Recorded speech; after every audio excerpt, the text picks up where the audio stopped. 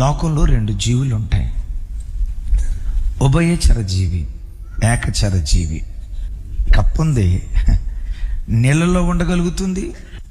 నీళ్ళల్లో నుంచి ఒడ్డుకొచ్చింది అనుకోండి, ఒడ్డును చూసి భూమిని చూసి కూడా అనుకుంటుంది అసలు అది ప్రపంచం అనుకున్నా. అది కాదు, అసలు సిసలు ప్రపంచం ఇది. ఇది భూమి మీద బ్రతకగలుగుతుంది, నీళ్ళల్లో బ్రతకగలుగుతుంది.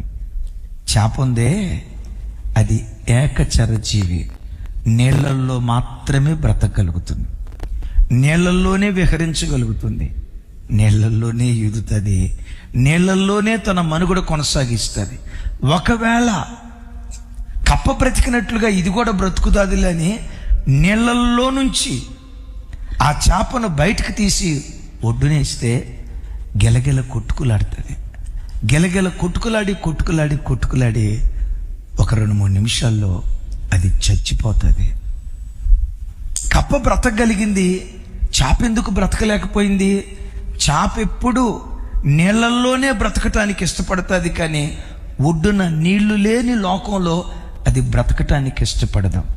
క్రైస్తవుడు ఎప్పుడు కప్పలాగా ఉభయచర జీవిగా కాక చేపలాగా ఏకచర జీవిగా బ్రతికేటువంటి ప్రజలుగా జీవించాలి. దేవుడు లేని ప్రపంచంలో నేను బ్రతకలేను, వాక్యం లేని ప్రపంచంలో నేను బ్రతకలేను, పరిశుద్ధత లేని ప్రపంచంలో నేను బ్రతకలేను.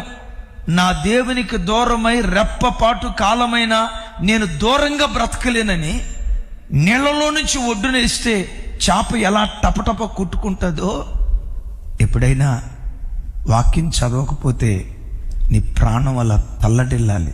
This is real Christianity. అమ్మా, అయ్యా,